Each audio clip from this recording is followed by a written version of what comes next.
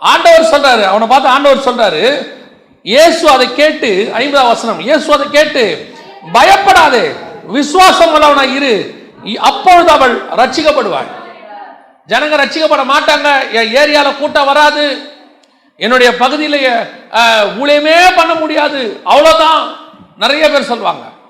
அவங்க போய் சொல்லும் போதே, உட்காந்து பேசும்போதே சொல்லுவாங்க, இல்ல அண்ணே இந்த பகுதியில் மினிஸ்ட்ரியே பண்ண முடியாதுண்ணே, சான்ஸே இல்லைண்ணே அப்படிம்பாங்க. ஆண்டவர் சொல்றாரு, பயப்படாதே, விசுவாசம் உள்ளவனாயிரு, அவள் ரட்சிக்கப்படுவாள். அங்கு இருக்கிறவர்கள் கண்டிப்பாய் ரட்சிக்கப்படுவார்கள்.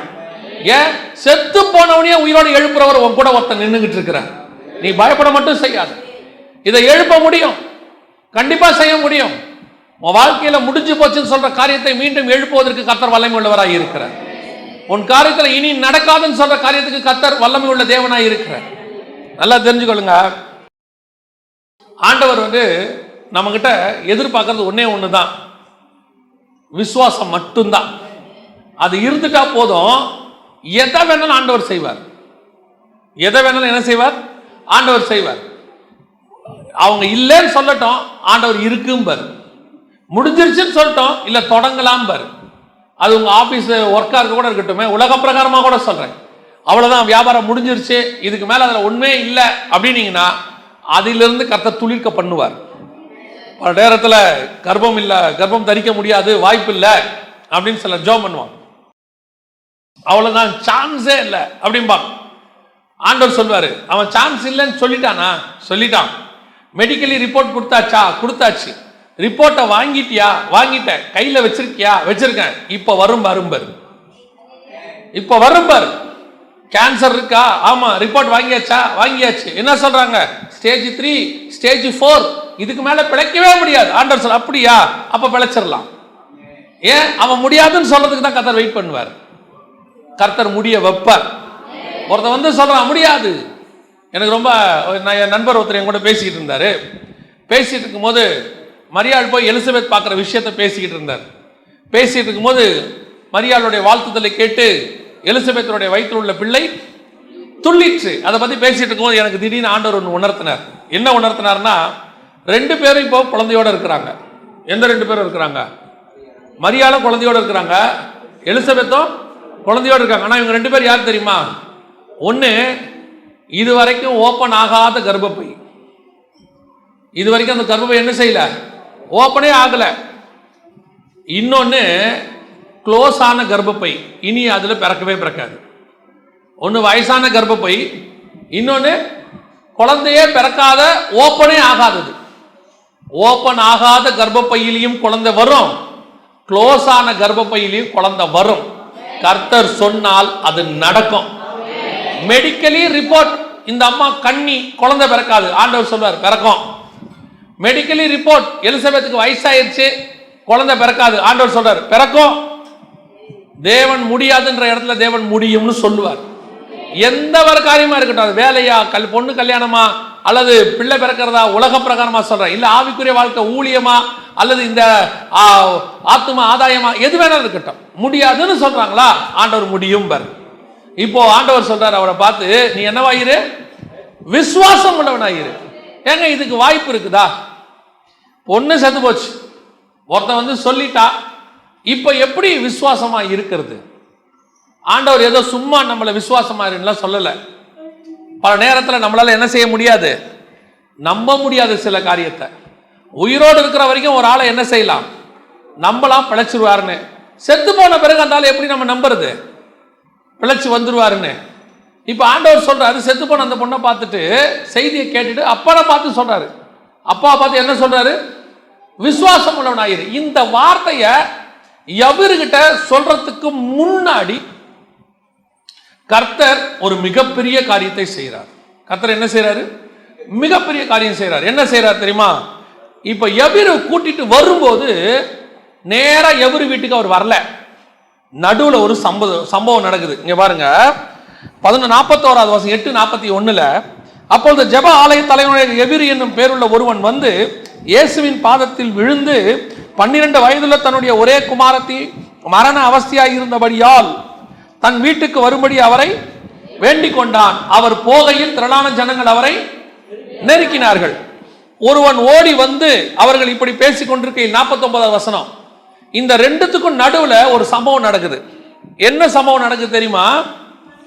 12 வருஷமாய் பெரும்பாடு உள்ளவளாய் இருந்து தன் ஆசிகளை எல்லாம் வைத்தியர்களுக்கு செலவழித்தும் ஒருவனாலும் சொஸ்தமாக்கப்படாதிருந்த ஒரு ஸ்திரீ அவர் பின்னாக வந்து அப்படின்னு இருக்குது. அவருடைய அர்த்தம் என்ன? இப்ப இயேசுநாதருக்கு தொட்டது யாருன்னு தெரியுமா தெரியாதா? அவர் சர்வ வல்லமை உள்ள தேவன். நாத்தான்வேல் வந்து நிக்கும் போதே சொல்றாரு, கபடமற்ற உத்தம இஸ்ரவேலன். அவர் சொல்றாரு, நிக்கோதேமு வரும்போது சொல்றாரு, சகேயுவை பார்க்கும் போது சொல்றாரு. ஆண்டவருக்கு தெரியும், ஒருத்தரை பார்த்த உடனே அவன் யாரு, என்ன விஷயம் வந்திருக்கிறான்னு எல்லாம் ஆண்டவருக்கு நல்லா தெரியும். ஆனா இப்ப என்னமோ அவருக்கு ஒண்ணுமே தெரியாத மாதிரி என்ன செய்யறாரு? கேட்கிறாரு. யாரோ என்ன தொட்டாங்களே, எனக்கு ஒரு வல்லமை புறப்பட்டுச்சுப்பா, யாருன்னே எனக்கு தெரியலப்பா, யாருப்பா அதுங்கிறாரு. அப்படின்னா என்ன அர்த்தம்? அவருக்கு என்ன ஒன்றும் தெரியாதுன்னு அர்த்தமா? யூதாஸ் வரான், அவனை பார்த்தோன்னே சொல்றாரு, என்னை காட்டி கொடுக்கிறவன் ஒருவன் வருகிறார். 12 பேர் உட்கார்ந்து இருக்கிறாங்க, உங்களில் ஒருவன் என்னை காட்டி கொடுப்பான். அத்தனை பேர் கேட்கிறான், தெரியாம நானான்னு. ஆண்டவர் சொல்றாரு, எனக்கு தெரியுங்கிறாரு. ஆண்டவருக்கு எல்லாம் தெரியும். அப்புறம் ஏன் இந்த என்னை தொட்டது யாருன்னு கேட்டாரு? என்னை தொட்டது யாருன்னு கேட்டதுக்கு 2 முக்கியமான காரணம் இருக்கிறது. முதலாவது காரணம், அந்த அம்மாவுடைய வியாதி இருக்குது இல்லையா, அந்த வியாதியை வெளிப்படுத்த முடியாது. நாம என்ன செய்ய முடியாது? நாம சொல்ல முடியாது வெளியே. அவங்களா சொன்னா சொல்லலாம். சிலருடைய மறைமுகமான விஷயங்களை யார் செய்ய முடியாது? நாம சொல்ல முடியாது. எனக்கு ரொம்ப நம்ம தேவன்கிட்ட ரொம்ப பிடிச்சமான ஒரு விஷயம் என்ன தெரியுமா?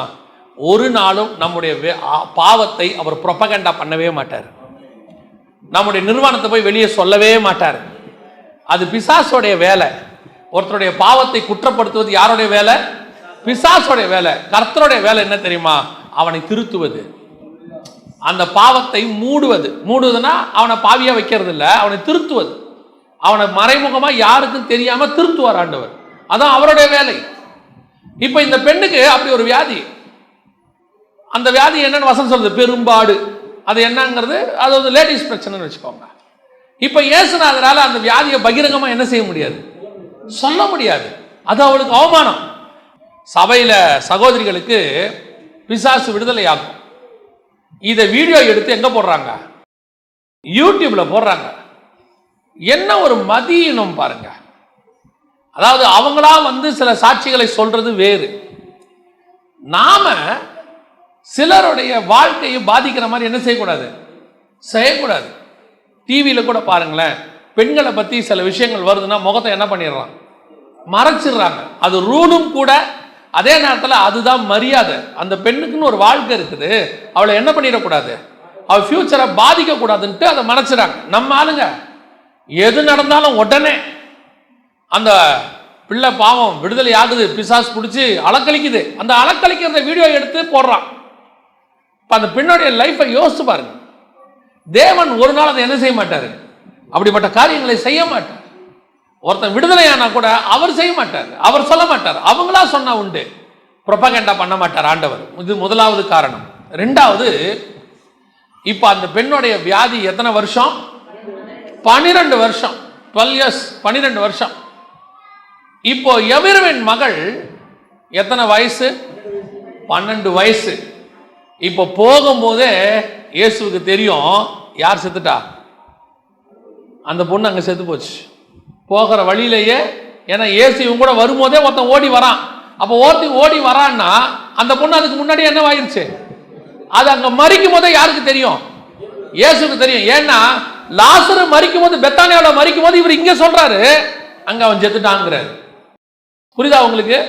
லாசரு அங்க மரிக்கும் போது இங்க சொல்றாரு லாசரு மரித்தான், நித்திரையாயிட்டான் அப்படிங்கிறார். அதே மாதிரிதான் அந்த பொண்ணு அங்க செத்தவன யாருக்கு தெரியும்? இயேசுக்கு தெரியும். இப்போ யவீருவை பார்த்து சொல்றாரு, விசுவாசம் உள்ளவனாயிரு. வெறும் சாதாரணமா விசுவாசம் உள்ளவனாயிருன்னு அவர் சொல்லல. அதுக்கு முன்னாடி ஒரு செய்திய யவீருவை கேட்க வைக்கிறார். ஒரு சாட்சியை என்ன செய்யறாரு? காதுல கேட்க வைக்கிறார். எந்த சாட்சி? அந்த அம்மா பயந்து போய் அந்த அம்மாவே சொல்லுது, 12 வருஷமா எனக்கு ஒரு பிரச்சனை இருந்துச்சு, எல்லா டாக்டர்கிட்டையும் போயும் எனக்கு சுகமாகல, எனக்கு சுகம் ஆயிருச்சு, கர்த்தர் என்ன சுகமாக்கிட்டாரு. அந்த வியாதியோட வயசு எவ்வளவு தெரியுமா? 12. எவ்ரிவன் மகள் வயசு 12. அவருடைய அர்த்தம் என்னன்னா, அவ வியாதி பிறந்த வருஷமும் இந்த மக பிறந்த வருஷமும் ஒரே வருஷம். அந்த வியாதி சுகமான நாளும் உன் மக எழுந்திரிக்க போற நாளும் ஒரே நாள். அவனை எதுக்கு விசுவாசத்தை கொண்டு வர தெரியுமா? இவ வியாதி என்னைக்கு வந்துச்சோ அன்னைக்கு தான் உன் பொண்ணு பூமிக்குள்ள வந்தா. இவ வியாதியை சுகமாக்கணும்னா, என் வஸ்திரமே சுகமாக்குச்சுன்னா நானே உன் வீட்டுக்கு வரப்போறேன், உன் மகளும் சுகமாவா, நீ விசுவாசம் உள்ளவனாயிரு, அவள் ரட்சிக்கப்படுவாள். அல்லேலூயா.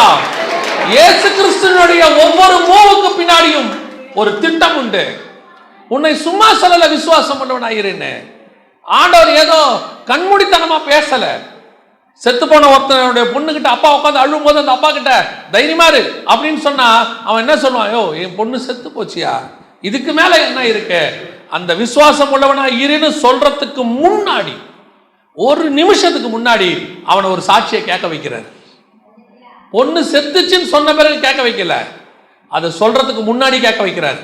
உட்காந்து எவரு கேட்டுக்கிட்டே இருக்கான். 12 வருஷமா எனக்கு ஒரு வியாதி இருந்துச்சு, எல்லாம் செலவழிச்சேன், என் ஆஸ்தி மொத்தமா என்னவாயிருச்சு, அழிஞ்சு போச்சு, ஆனா சுகமாகல. இன்னைக்கு இப்போ இந்த நிமிஷம் இயேசுவை தொட்டேன், நான் சுகமாகிட்டேன்னு சொன்ன உடனே அவனை அறியாமலே அவனுக்குள்ளே ஒரு விசுவாசம் வரும். இதே மாதிரி தானே என் பொண்ணுக்கும் 12 வயசு. அப்ப இயேசு கண்டிப்பா என்ன பண்ணிடுவாரு? என் பொண்ணை சுகமாக்கிடுவாருன்ற அந்த விசுவாசம் வளர நேரத்துல ஒருத்தன் வந்து சொல்றான் பொண்ணு செத்துருச்சுன்னு. இயேசு சொல்றாரு, இப்ப நீ விசுவாசமா இருந்திய, அப்படியே இரு, இந்த செய்தியை கேட்டிய, விசுவாசமாயிரு, உன் பொண்ணு ரட்சிக்கப்படுவா. அதுதான் நம்முடைய தேவன். உன்னுடைய வியாதி எத்தனை வருஷங்கிறது முக்கியம் இல்லை. சுகமாக்குற ஒருத்தர் கூட இருந்தார்னா அது 12 வருஷமா, 18 வருஷம் கூனியா, 38 வருஷம் அவன் குளத்துக்கிட்ட இருக்கிறான்னா அதை பற்றியெல்லாம் கவலையே இல்லை. அவன் பிறந்தது சூமின கையா அல்லது பிறவியிலிருந்து அவன் குருடனா, எதை பற்றியும் கவலை கிடையாது. இன்னைக்கு சுகமாக்குற ஒருத்தர் உங்களோட ஒருத்தர் இருக்கிறார். அவர் உன்னை எழுப்ப வல்லமை உள்ளவராக இருக்கிறார். எழுப்புதலுக்கு முதலாவது தேவை என்ன தெரியுமா? ஒரு விசுவாசம். எந்த விசுவாசம்? இதுக்கு முன்னாடி அவர் செய்த சம்பவங்களை எல்லாம் நீ படிச்சு வச்சிருக்கணும், அதை கேட்டு இருக்கணும். இந்த இடத்துல முடியாதுங்க, இந்த இடத்துல நடக்காதுங்க, இது வாய்ப்பே இல்லைங்க, சான்ஸே இல்லைங்க. நம்மால் சொல்லுவான், கர்த்தர் சொல்றாரு விசுவாசமாயிரு. நிறைய பேர் நினைச்சுக்கிறாங்க ஏதோ கடமைக்காக படிக்கணும், பைபிள் படிக்காட்டி சாமி கண்ணை குத்துமா, அதெல்லாம் கிடையாது. உன் பைபிளை எதுக்கு படிக்க சொல்றாரு ஆண்டவர்னா, நீங்க படிக்க படிக்க படிக்க உங்க வாழ்நாள் முழுக்க வரப்போற எல்லா பிரச்சனைகளுக்குமான ஒரு சம்பவம் பைபிள்ல நடந்திருக்கும். அது உங்க விசுவாசத்தை வளர்க்க பண்ணும். அதை செஞ்ச ஆண்டவர் இதையும் செய்வார். அதை விடுதலையாக்கினவர் இதையும் விடுதலையாக்குவார். அங்கே நடத்தினவர் இங்கேயும் நடத்துவார். அங்கே போஷித்தவர் இங்கேயும் போஷிப்பார். அங்கே எழுப்பினவர் இங்கேயும் எழுப்புவார். அல்லேலூயா. அந்த விசுவாசத்தை வளர்க்க பண்றதுக்கு தான். அதனாலதான் பைபிள் சொல்லுது, விசுவாசம் எதனாலே வரும்? விசுவாசம் கேள்வியினாலே வரும். நல்ல வசனத்தை கேளுங்க, வசனத்தை படிங்க. எவீர உட்காந்து கேட்டுக்கிட்டு இருக்கிறான். அந்த அம்மா சொல்ற சாட்சிய, ஆமா ஆமா பரவாயில்லையே, எல்லா டாக்டர்ஸும் முடிஞ்சு போச்சா, இப்போ அவன் வாழ்க்கையில் ஒரு பிரச்சனை வருது, அவன் பிரச்சனையும் 12 வருஷம், அந்த அம்மா வாழ்க்கையிலையும் 12 வருஷம். இப்போ ஆண்டவர் சொல்றாரு விசுவாசம் உள்ளவனாயிரு, அங்கே சுகமாகிறது உனக்கும் சுகமாகும். அந்த தேவன் எழுப்புதலுக்கு முதலாவது நீங்கள் எடுத்து போட வேண்டியது அவிசுவாசத்தை. என்ன சூழ்நிலையிலும் கர்த்தர் எழுப்புதலை கொண்டு வருவார். நம்ம விசுவாசத்தோட சொல்லணும், என் சபையில ஆண்டவர் ஆசீர்வதிப்பார். இல்லைங்க அது ரொம்ப ட்ரை ஏரியா, இங்க சுவிசேஷமே சொல்ல முடியாது. நீ சொல்லு, எந்த ட்ரை ஏரியாவிலையும் கர்த்தர் சுவிசேஷத்தை அறிவிக்க பண்ணுவார். ஒரு எழுப்புதல் வரும். எங்க சபை ஸ்தாபிக்கப்பட்டது தெரியுமா? ஆண்டவர் சொல்றாரு, பெர்கமு சபையை பார்த்து சொல்றாரு, சாத்தானுடைய சிங்காசனம் குடியிருக்கிற இடத்தில் நீ குடியிருக்கிறதையும். வெளிப்படுத்தின விசேஷத்துல நீங்க வாசிக்கும் போது பெர்கமு சபையை பார்த்து கர்த்தர் சொல்றதான ஒரு வார்த்தை, 2ஆம் அதிகாரம் 13வது வசனம், உன் கிரியைகளையும் சாத்தானுடைய சிங்காசனம் இருக்கிற இடத்தில் நீ குடியிருக்கிறதையும், நீ என் நாமத்தை பற்றி கொண்டிருக்கிறதையும், சாத்தான் குடிகொண்டிருக்கிற இடத்திலே உங்களுக்குள்ள எனக்கு உண்மை உள்ள சாட்சியாய் அந்திப்பா என்பவன் கொல்லப்பட்ட நாட்களிலும் என்னை பற்றும் விசுவாசத்தை நீ மறுதலியாமல் இருந்ததையும் அறிந்திருக்கிறேன். இப்ப நினைக்கிறவங்க என்ன சொல்றாங்க, ஐயோ இங்க பண்ண முடியாதுங்க, இங்க கஷ்டம், அந்த ஏரியா ரொம்ப கஷ்டம், திருப்பூர் கஷ்டம், கோயம்புத்தூர் கஷ்டம், உத்தரப்பிரதேஷ் கஷ்டம். ஆண்டவர் சொல்றாரு, சாத்தானுடைய சிங்காசனம் இருக்கிற இடத்திலேயே சபையை வச்சு கர்த்தர் சக்சஸ் பண்ணிட்டாராமா, அங்கேயே ஜெயிச்சிட்டாராமா. புரியுதா உங்களுக்கு? பாபிலோன்லயே போய் ஆண்டவர் என்ன பண்ணிட்டாரு, கர்த்தருடைய நிருபத்தை வாசிக்க வச்சுட்டாரு. பேதுரு சொல்றாரு, இந்த நிருபங்கள் பாபிலோனிலும் வாசிக்கப்படுவதா. பாபிலோன் சாத்தானுடைய குடியிருக்கிற ஹெட் குவார்டர்ஸ். அங்கேயே கர்த்தருடைய வசனம் போச்சுன்னா ஏன் இந்தியாவுக்குள்ள போகாது? ஏன் போகாது? நீ விசுவாசம் உள்ளவனா இரு, அங்கே இருக்கிற அநேகர் ரட்சிக்கப்படுவார்கள். நீங்களே நான் அவிசுவாசமா பேசாதீங்க, நடக்காது, இந்த ஏரியால முடியாது, நீ சொல்ற வரைக்கும் முடியாது. சில ஆட்களுக்கு அது ஒரு பரிதாபமா பேசுறது ஒரு குவாலிஃபிகேஷன் நினைச்சுப்பாங்க. வந்து உட்காரும் போது, அண்ணா முடியாதண்ணா, அங்க சான்ஸே இல்லைண்ணா, வாய்ப்பே இல்லைண்ணா. ஏன்னா இல்லை, முடியும்னா. ஒரு சகோதரன் பர்மால இருக்கிறார். அங்க பர்மால எப்படின்னு கேட்டா, இழுத்து நடுத்தெருவில் ஷூட் பண்ணா கூட கேட்கறதுக்கு ஆள் கிடையாது, மிலிட்டரி ரூல். அந்த இடத்துல அந்த சகோதரன் பெண் பிள்ளைகளை வச்சுக்கிட்டு மனைவியை வச்சுக்கிட்டு ஊழியம் பண்ணிக்கிட்டு இருக்கிறார். விசுவாசமா பேசுவார். அண்ணே எங்க ஏரியாவில் இப்படி பண்றோனே, இன்னும் பண்ண போறானே, வரும்போதெல்லாம் பேசுவார், போன் பண்ணி பேசுவார். ஏன் எப்படி அந்த தைரியம் இருக்குது? அவிசுவாசமான வார்த்தைகளை பேசவே கூடாது. உத்தரப்பிரதேசில் பண்ணவே முடியாதுங்க. ஏன்? உத்தரப்பிரதேசில் ஜீவனை பணைய வச்சு ஊழியம் பண்றவங்க எத்தனையோ பேர் இருக்கிறாங்க. காஷ்மீர்ல பண்ணவே முடியாது, பண்றாங்க. ரஷ்யால பண்ணவே முடியாது, பண்றாங்க. சைனாலேயே ஊழியம் பண்றவன் இருக்கிறான், நார்த் கொரியால பண்றவன் இருக்கான். ஏன் இங்க பண்ண முடியாதா? முடியும். ஆண்டவர் சொல்றாரு, விசுவாசம் உள்ளவனாயிரு, உன்னை கொண்டு பெரிய காரியத்தை அந்த இடத்துல கர்த்தர் செய்வார். முதலாவதாக நீங்கள் செய்ய வேண்டியது, ஆண்டவர் உங்களுக்கு ஏற்கனவே சொன்ன சாட்சிகளை எல்லாம் கேட்கணும். எத்தனையோ சாட்சிகளை எழும்ப பண்ணியிருக்கிறார். மிஷனரிகளுடைய வரலாற்றுகளை படிச்சு பாருங்க. வாய்ப்பே இல்லை என்ற சொல்ற இடத்துலலாம் இன்னைக்கு ஆலயங்கள் இருக்குது. மனுஷனை சாப்பிட்ற ஒரு பழங்குடியினர் இருக்கிற ஏரியாவிலலாம் இன்னைக்கு சபை வந்துருச்சு. ஏன்னா எத்தனையோ மிஷனரிகள் அங்கே போய் ஸ்தாபிச்சுட்டாங்க.